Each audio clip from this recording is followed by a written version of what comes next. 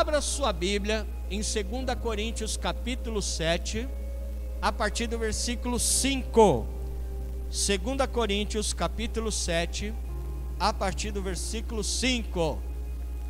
Ó, dá um glória a Deus aí para mim ver que eu não estou sozinho aí. Aleluia. É isso aí. Hoje nós estamos em mais ou menos 300 pessoas, né? Aleluia. Pelos olhos da fé eu já estou enxergando a multidão. Sonha comigo, irmão, sonha comigo, em nome de Jesus, nós vamos chegar lá. Aleluia. 2 Coríntios capítulo 7, a partir do versículo 5. Paulo escreve dizendo: pois mesmo quando chegamos à Macedônia, o nosso corpo não teve descanso algum, mas em tudo fomos atribulados, por fora combates, por dentro temores. Deus, porém, que consola os abatidos, consolou-nos com a vinda de Tito, e não somente com a vinda dele, mas também pela consolação com que foi consolado de vós, contando-nos as vossas saudades, o vosso choro, o vosso zelo por mim, de maneira que muito me regozijei, ou me alegrei. Você pode dizer glórias a Deus? Aleluia. Eu vou explicar o texto, o pastor orar pela tua vida agora.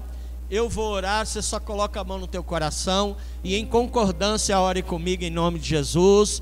Meu Jesus, nesta hora eu me coloco, Senhor, na dispensação do teu Espírito Santo. Meu amigo Espírito Santo, me ajude nesta hora a pregar. Prega comigo, Senhor, que eu seja a boca de Deus neste lugar, que eu seja um canal de bênção, que eu seja, Senhor, a provisão para os teus filhos que vieram nesta noite, que eles venham a receber, seja uma terra frutífera, para receber a semente da tua palavra, e que esta palavra dê frutos, e frutos que permaneçam em nome de Jesus. Abra o nosso entendimento nesta hora, abra a sensibilidade, ó Pai, com a tua voz, com a tua palavra, com a tua presença, em nome de Jesus, para a tua glória eu oro, amém. Você pode aplaudir Jesus por isso? Pode ficar melhor, mistura aí um glória a Deus, aleluia, aleluia.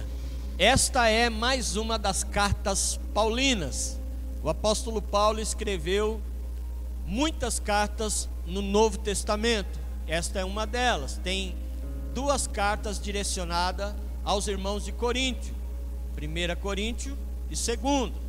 Esta é a segunda carta que ele escreve. Pastor, Corinto tem alguma coisa a ver com o time? Não, nada a ver, né? Só a dificuldade que eles davam para Paulo, que é igual, né? Aleluia. Mas a igreja de Coríntio ficava na Grécia e foi fundada pelo apóstolo Paulo em sua segunda viagem missionária. Corinto era uma igreja soberba. Por quê?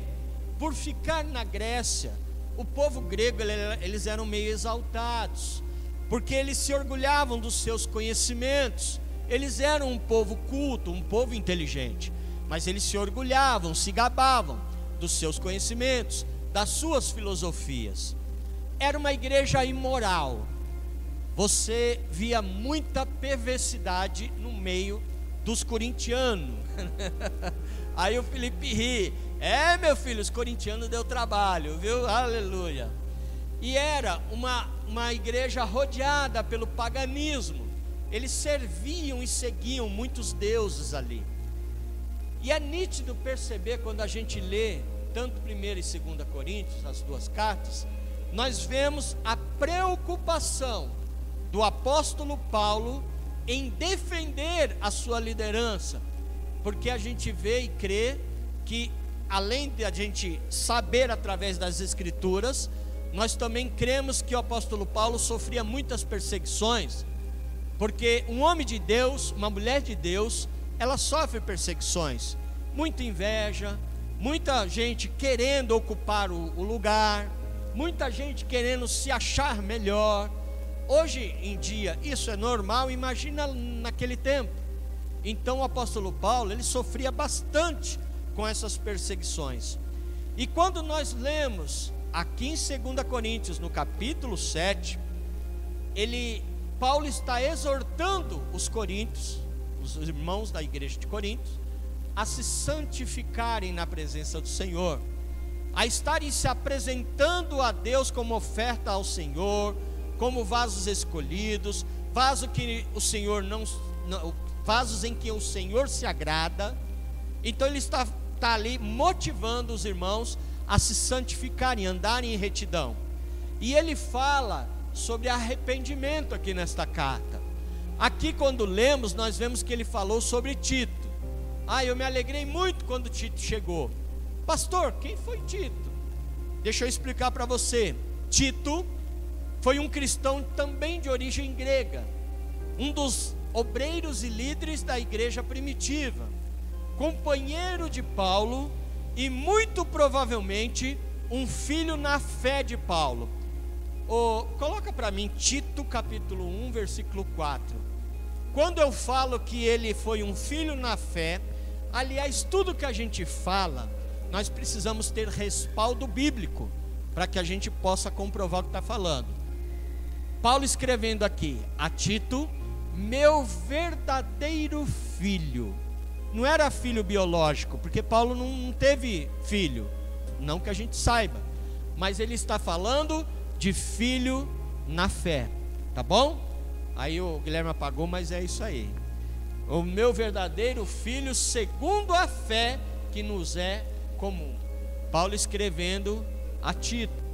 Percebemos nas escrituras que o apóstolo Paulo confiava em Tito, ele acreditava em Tito. E alguns momentos, quando você lê, principalmente carta que recebe o nome de Tito, quando você lê, Paulo chama de companheiro, chama Tito de cooperador. E o nome de Tito é citado em outros livros, outras cartas que Paulo também escreveu. E tem um livro que leva o seu próprio nome, Tito, está lá no finalzinho, antes de Filemão. É a penúltima carta que Paulo escreve ali no Novo Testamento, antes de Filemão. Ok? E eu já disse para você, e eu vou repetir, eu gosto de repetir para que entre na mente de vocês. Tudo que você aprende na sua vida, e principalmente aqui na igreja, irmãos, isso tudo se torna conhecimento. E se você colocar esse conhecimento que você aprende aqui em prática, se torna cultura e sabedoria para a sua vida. E por fim, se torna um estilo de vida para você. Você pode dizer glória a Deus? Você pode dizer aleluia? Se torna um estilo de vida. Quanto mais você tiver da palavra de Deus, mais de Deus dentro de você, menos você vai errar, menos você vai se decepcionar com essa vida, menos você vai ficar chateado, chateada. Porque quanto mais de Deus e mais da sua palavra você tiver, mais bem sucedido você vai ser, igreja. Aleluia. Por isso, busque mais de Deus, busque mais se alimentar dessa palavra, ore, tenha propósito de oração, de jejum na presença de Deus. Infelizmente a gente vê hoje muitas pessoas correndo atrás de revelação.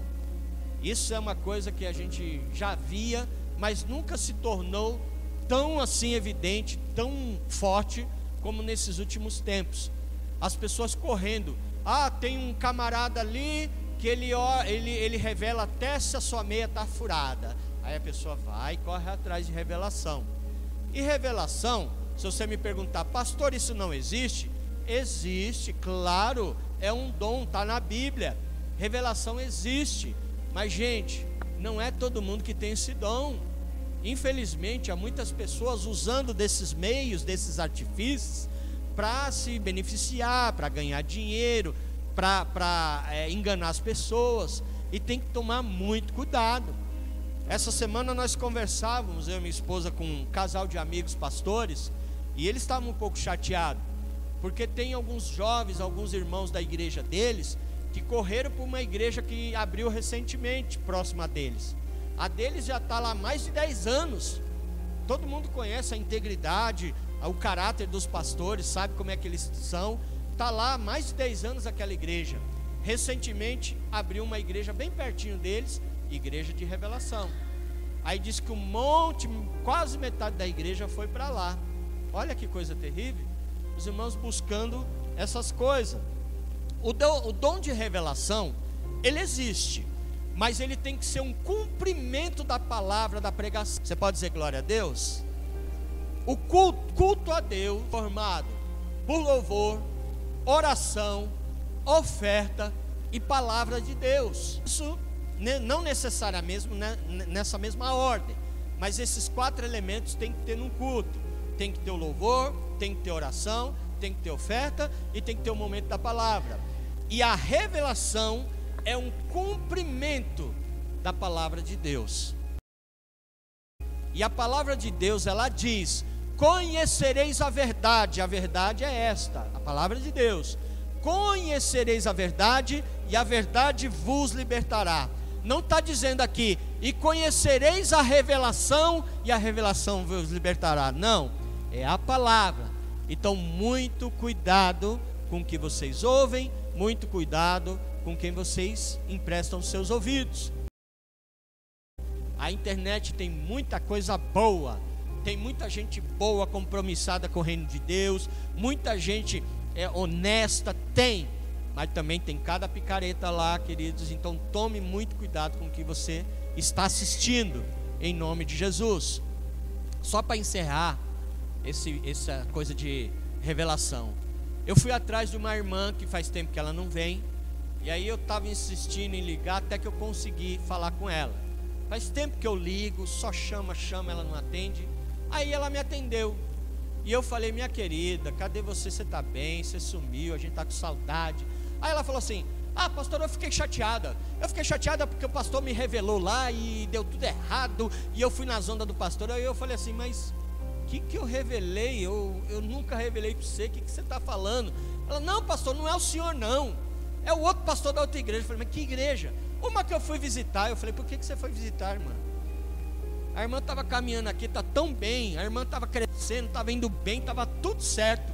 Aí ela foi para uma dessas igrejas, o camarada fez um revelamento lá para ela, e aí descambou tudo, desandou o caldo.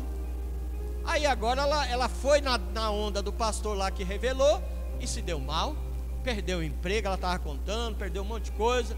Eu falei: mas querida, também você estava no caminho certinho, bebendo da fonte abençoada. Para que vai comer em outra mesa? Para que vai beber de outra fonte? Então permaneça na onde Deus te colocou. Amém? Glória a Deus. Bom, queridos, no texto aqui de Coríntios capítulo 7, Paulo está falando das suas lutas diárias. E olha, não são poucas, pode acreditar. Coloca para mim 2 Coríntios 4, 17, 18. Aqui em 2 Coríntios capítulo 4, versículo 17 em especial, quando Paulo diz assim: porque a nossa leve e momentânea tribulação. Eu falei assim: leve e momentânea tribulação. Paulo está doido, é? Porque depois eu vou te explicar. Ele diz assim: produz para nós cada vez mais abundantemente um eterno peso de glória. 18. Não atentando nós nas coisas que se veem, mas sim nas que se não veem, porque as que se veem são temporais, enquanto as que se não veem são eternas. Aí você fala assim: por que você ficou abismado, pastor? Olha o que Paulo escreveu sobre algumas tribulações que ele fala.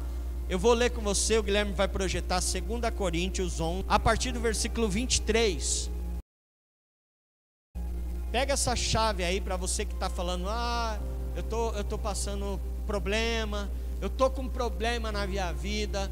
Olha que o apóstolo passou, um pouquinho que ele passou, por amor da igreja, pelo reino de Deus. Olha aí: são ministros de Cristo, eu ainda mais, falo como fora de mim. Em trabalho, muito mais. Em açoites, muito mais do que eles. Em prisões, muito mais. Em perigos de morte, muitas vezes. Aí ele diz no 24: 5 vezes recebi dos judeus uma quarentena de açoite menos um. O que ele está dizendo aqui? Depois eu vou continuar a ler no 25, tá? Sabe essa quarentena de açoite menos um? É assim: se você fosse julgado pela lei dos romanos, você vai tomar 40 chibatadas, 40 chicotadas nas costas. Então ele recebeu 5 quarentenas de chicotada. O romano, ele chegava lá e ele começava a dar 1, 2, 3. Aí quando chegava 39, se ele desse a 40, zerou. Aí ele falou: vou tomar um café. Peraí, vou tomar um café. Aí ele tomava um café, daqui a um pouco ele voltava. Onde eu parei mesmo? Aí esqueci, vamos de novo. 1, 2, queridos, 40 menos 1, 5 vezes 40 menos 1, 25 versículo. 3 vezes fui açoitado com varas, uma vez fui apedrejado, 3 vezes sofri naufrágio, uma noite e um dia passei no abismo. Aqui no abismo do mar, ele ficou à deriva, ficou lá em viagens, muitas vezes em perigos de rios, em perigos de assaltantes, em perigos entre patrícios, em perigos dos gentios, em perigos na cidade, em perigos no deserto, em perigos no mar, em perigos entre os falsos irmãos, em trabalhos, fadiga, em vigílias muitas vezes, em fome e sede, em jejum muitas vezes, em frio e nudez, além das coisas exteriores, ao que diariamente pesa sobre mim, que é o cuidado de todas as igrejas. Olha, irmãos, aí ele escreve lá: a nossa e momentânea tribulação. Você não fala assim, esse camarada é doido, né? Mas é amor, meus queridos, é amor pelo evangelho, essa essência, esse DNA que nós temos que ter em nome de Jesus na nossa vida. Você pode dizer amém? É esse amor pelas almas, pelo reino de Deus que nós temos que ter na nossa vida e no nosso coração. Aí você fala assim: mas Paulo venceu, por quê, pastor? Ele passou por tudo isso e venceu. Qual é o segredo? O segredo é a justiça, a misericórdia e a graça de Deus estava sobre o apóstolo Paulo. Eu vou repetir para você dar um glória a Deus. A justiça, a misericórdia e a graça de Deus estava sobre o apóstolo Paulo. E isso precisa também estar na nossa vida. Aleluia. Pastor, eu não entendo muito bem sobre justiça, o que é misericórdia e graça. Deixa eu explicar usando um exemplo bem prático para você. Justiça. Imagine que um jovem, um garoto, ele não é habilitado, mas ele pega o carro do pai, vai dar um rolê, e ele bate no muro de um vizinho lá, e arrebenta todo o muro, arrebenta o carro. A justiça, o vizinho vai sair bravo, ele vai querer descer da cruz, o vizinho, e vai falar: vou lhe pegar, vou bater em você, e ainda vou falar com teu pai, você vai apanhar de mim, vai apanhar do teu pai, porque você fez coisa errada. Já a misericórdia, acontece a mesma coisa do menino pegar o carro e bater no muro do vizinho. Só que o vizinho diz para ele: você vai até o seu pai e vai contar a verdade, que você pegou o carro sem autorização dele e que você fez aqui, bateu no meu muro, mas fique em paz, eu vou pagar o muro, não precisa se preocupar, deixa com o meu muro, minha responsabilidade. Isso é misericórdia. E não vou te bater também não, isso é misericórdia. E a graça, pastor? A graça é muito mais além. Imagina a mesma situação, o menino batendo no muro, mas aí o vizinho chega e fala assim: olha, fique tranquilo, não precisa ficar com medo, não precisa se preocupar, seu pai não precisa ficar sabendo disso, eu vou cuidar de reconstruir o meu muro, e eu vou também ajudar você para pagar esse carro. E é o seguinte: quando você fizer 18 anos, me procura, que eu vou pagar uma habilitação para você aprender a dirigir. Aleluia. Isso é graça, e é o que Deus derramou na minha e na sua vida. Você pode se alegrar comigo com isso? E é por isso que o inimigo nos odeia. O inimigo, a Bíblia fala que ele era querubim ungido, classe una. Não existe querubins ungidos no plural na Bíblia. Somente ele morava no céu. Ele ali era o aferidor da medida. Ezequiel 28 fala sobre isso, que ele era o aferidor da medida. Pastor, eu não entendo o que é o aferidor da medida.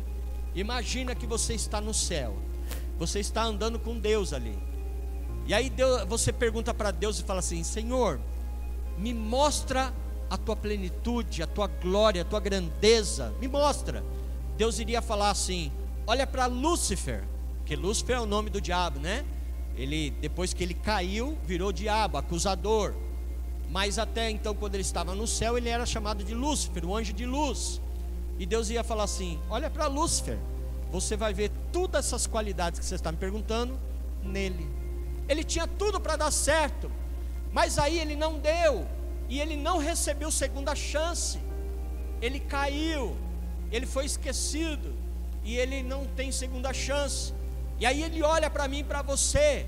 Deus olha, ele olha e fala assim: mas o Júlio, ele olha e fala: a Francisca, o Leandro, ali o Marcelo, a Fernanda, meu Deus, eles são cheios de falha. Por que eles merecem a segunda chance e eu não? Aí você também talvez tenha essa dúvida: por que o diabo não teve segunda chance? Porque ele pecou. Nós, quando erramos e pecamos, é porque nós somos induzidos por ele a pecar. Ele nos tenta, nós somos induzidos. Mas ele pecou, ninguém induziu ele pecou por conta própria. Por isso que para ele não há perdão. Então quando ele olha para mim, para você, igreja, ele sente raiva, porque nós, mesmo errados, pecadores que somos, falhos que somos, nós temos a misericórdia, a graça do Senhor sobre a nossa vida. Você pode aplaudir Jesus por isso? Aleluia! E mais uma coisa, tem um texto de Romanos 8:28, Guilherme vai projetar, um texto que até hoje eu não entendo muito bem, mas eu aceito, que todas as coisas cooperam, contribuem para o bem daqueles que amam a Deus. Muitas vezes a gente não entende, mas Senhor, por que isso aconteceu comigo? Ou por que não aconteceu? Aí lá na frente, não hoje, mas aí lá na frente você vai: ah, tá, graças a Deus, né? Às vezes é uma viagem que você quer fazer, não dá certo, e você fica igual uma criança, fazendo biquinho para Deus. Mas Senhor, eu queria ter ido. Eu estou batendo aqui, eu lembrei de um vídeo da internet que o pastor se empolga num púlpito de vidro, aí ele bate assim, quebra tudo, né? Quebra tudo, aleluia. E às vezes você faz beicinho para Deus e fala: Senhor, não deu certo, por quê? E aí lá na frente você vai descobrir, aquela viagem ia ser terrível para você. Você fala: Deus, obrigado pelo livramento. Deus tem o melhor para mim e para você, igreja. Acredite, confie nele. Tem perdas na nossa vida que é ganho. Não é perda não, é ganho. Graças a Deus que ele cuida de nós. Então, para isso acontecer, para as bênçãos de Deus recair sobre você, igreja, esteja sempre conectado com os céus. Posso ouvir um amém seu? Nós, quando lemos a história de Jó, a mulher de Jó, ela estava conectada, ligada aqui na terra. O coração dela, a mente dela estava conectada com a terra. Mas o patriarca Jó não. O coração e a mente dele estavam conectados no céu. Você vê que quando as coisas aconteceram de errado com ele, a frase da mulher, se eu não me engano, está lá em Jó capítulo 2, versículo 9, se não me falha a memória. Ela dizendo para o marido assim: está esperando o quê? Amaldiçoa logo esse Deus e morre de uma vez. Foi a frase que ela falou. Mas Jó, que estava conectado no céu, ele falou: não, a gente vai receber o bem, quando recebe o mal não vai agradecer também. Deus me deu, Deus me tirou, bendito seja o nome do Senhor. Porque ele tinha a convicção de que Deus havia de fazer alguma coisa por ele. E como fez depois, em nome de Jesus, a sorte de Jó mudou, a chave virou na vida dele e as coisas começaram a acontecer. E você tem dúvida, igreja? O Deus que Jó servia é o Deus que nós servimos. Você tem dúvida que ele também vai mudar a situação contrária que hoje você está passando? Eu não tenho. Eu confio plenamente nele, aleluia. Então, em tudo, igreja, dai graças a Deus, mesmo na dificuldade, tudo nós temos que agradecer. Aí, eu me lembro, vou contar uma história que eu já contei, mas eu tenho duas testemunhas, que é a Cleidiane e o Marcelo, que eles vão saber. Lá na Bahia, onde nós moramos, tem uma terra muito, muito cabulosa, lá chamada uma serra, chamada Serra do Massal. Eu já perdi amigos lá naquela serra. Trabalhava na Azaleia, e 2 pessoas da Azaleia caiu daquela serra com o carro e morreram, né? Então é uma serra muito, muito cabulosa. Você tem que descer com cautela, com cuidado. E uma vez íamos receber um pastor que veio de Salvador, ele veio de ônibus, e ele fez conexão em Vitória da Conquista. E para chegar à nossa cidade precisava descer a Serra do Massal. Quando ele chegou em Conquista para fazer a conexão, para pegar o ônibus para a nossa cidade, o ônibus já estava saindo. E ele correu para comprar a passagem, desesperado. Segura o ônibus um pouquinho, segura o ônibus. Não seguraram o ônibus. Ele ficou um pouco chateado, ele ficou triste. Poxa Deus, eu queria ir lá, queria pegar esse ônibus, agora eu vou esperar umas 4 horas até chegar o próximo ônibus. Vai demorar, vou ter que ficar aqui panguando até vir outro ônibus. E eu sei que ele esperou. Quando veio o outro ônibus, ele comprou a passagem e foi. Quando ele está descendo a Serra do Massal, ele olha e ele percebe que aquele ônibus que foi primeiro, que era o que ele ia pegar e não pegou, virou na serra, tombou na serra. E ele falou: graças a Deus, obrigado pelo livramento. Ele podia estar lá. Graças a Deus não morreu ninguém. Foi um susto, pessoas se feriram levemente, mas não morreu ninguém naquele capotamento. Mas foi um susto grande. Mas esse homem disse: graças a Deus, eu poderia estar lá, e o Senhor me deu o livramento. Então, tudo dai graças. Há perdas que vão se tornar em ganho na tua vida. Mais uma vez você pode dizer glória a Deus. Por isso, igreja, está fraco, fala glória a Deus de novo, bem forte. Aleluia, glória a Deus. Por isso, igreja, tenha propósitos de jejum, de leitura da palavra, de oração. Faça da sua vida um devocional, em nome de Jesus. Eu estava com o Guilherme à tarde em casa, a gente estava conversando, falando de vários assuntos, e eu falando com ele. Eu peguei essa semana, falei: vamos maratonar o The Chosen. Aí peguei meu filho Nicolas, falei: senta aqui. Senta aqui. Senta aqui, rapaz, vamos assistir. Vou assistir com você. Eu já assisti, mas vou assistir de novo, porque você precisa aprender da Bíblia. E estamos lá, vamos aprender. E eu falei: se tiver alguma dúvida, pergunta. Assiste, se tiver alguma dúvida, pergunta. E nós estamos lá, tem que aprender. E a gente tem que motivar os da nossa casa a fazer isso também, a ler a palavra, a orar, a jejuar. Nós estamos com um propósito de jejum de 21 dias, o jejum de Daniel. Começou lá atrás, vai acabar quinta-feira que vem, daqui uma semana praticamente vai acabar esse jejum. Nós estamos principalmente pelo encontro, mas também pela nossa vida. Então, se você não fez ainda, entre com esse propósito ainda hoje. Hoje à meia-noite, aí você começa o propósito e vai fazendo pelo menos 12 horas de jejum, da meia-noite a meio-dia. Mas entre conosco nessa batalha. Ore pela tua igreja, ore pelos teus pastores, ore pela tua família.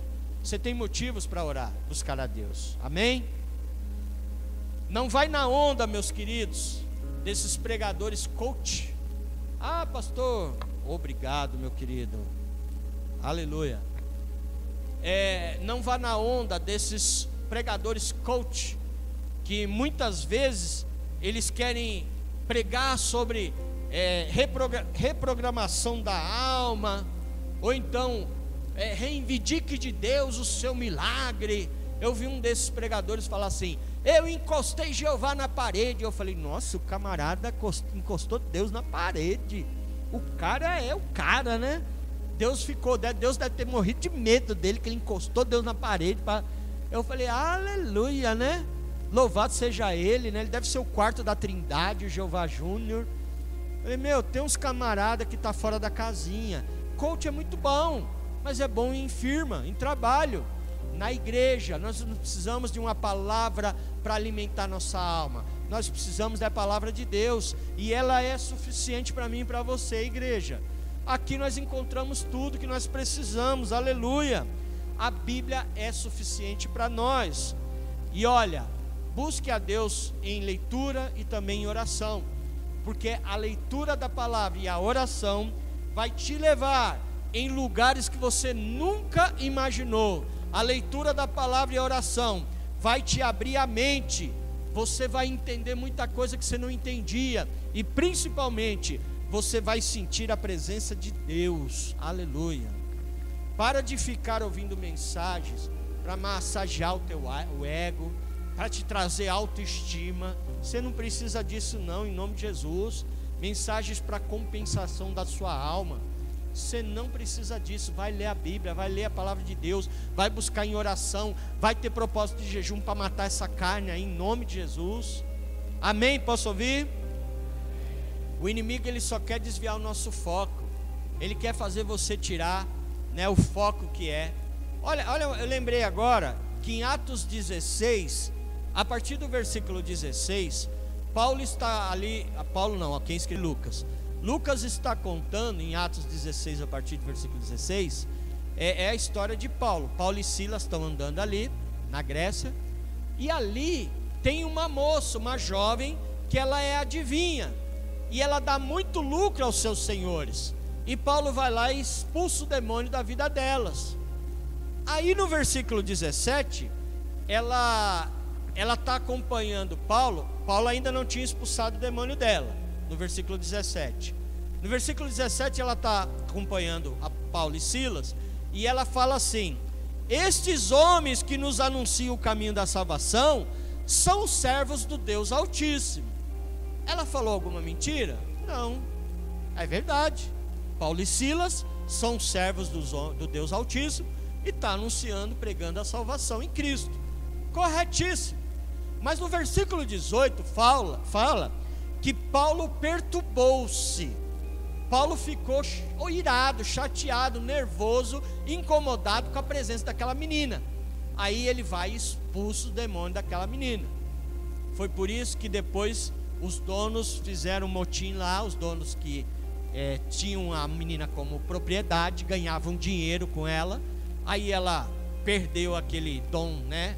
Dom entre aspas, de adivinhação, mas era do diabo. E eles não podiam mais ganhar dinheiro, e arrumaram um jeito de prender Paulo e Silas no cárcere, na prisão.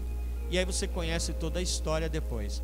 Mas o que eu quero dizer, você talvez pergunte: pastor, mas aquela menina demoniada, ela falou a verdade. Por que Paulo ficou bravo, ficou chateado, perturbou-se? Porque ela falou a verdade. Queridos, deixa eu explicar uma coisa. Uma verdade, mesmo que seja verdade, vindo do nosso inimigo, não serve para mim e para você. Você pode dizer amém? Não serve. Mesmo que seja uma verdade, não serve. Sabe por quê? Porque sutilmente ele está ali, ó, só rodeando, procurando uma brecha. E aí na hora que você abre uma brechinha, que você dá corda para ele, ele entra com os dois pés no teu peito e arrebenta você. Então vigia a igreja. Desperta o irmão que está do teu lado, vira para ele e fala assim: vigia. Fala para ele, para ela: vigia. Em nome de Jesus, vigia. E aí eu vou dizer para você: você entrou talvez nessa noite esperando uma resposta do céu. E eu vou dizer para você: você pode encontrar nessa noite. Se você reagir, se você se mover na direção de Deus, Ele tem milagre, Ele tem resposta para você. Aleluia. Aqui no texto que nós lemos, 2 Coríntios capítulo 7, em meio às dificuldades que Paulo ali estava enfrentando, e os irmãos ali também, que ele está falando dos irmãos ali, né, todas as aflições, tanto Paulo, Silas, como os irmãos que estavam passando pelas dificuldades, eles podiam falar assim: ah, não vale a pena não ficar andando com Jesus, ah, não vale a pena, não quero mais Deus não na minha vida, vou voltar para o mundão, vou voltar a tomar pinga, vou voltar a fazer coisa de besteira. E aí, né, Felipe, para descer mais ainda no fundo do poço, fala assim, vou para a quadra da Gaviões, né? Aí chegou no fundo do poço, né, Yuri? Aí o Yuri também está lá fazendo assim, ó. Aí chegou no fundo do poço, vou para a quadra da Gaviões. Aí já era, fundo do poço. Eles podiam falar isso, mas a busca da presença de Deus mudou toda a situação na vida deles. E a busca da presença de Deus na tua vida, irmão, vai mudar a tua história. Aleluia. A oração, a leitura da palavra, propósito de jejum muda o ambiente do teu trabalho, da tua casa, do teu casamento, em nome de Jesus.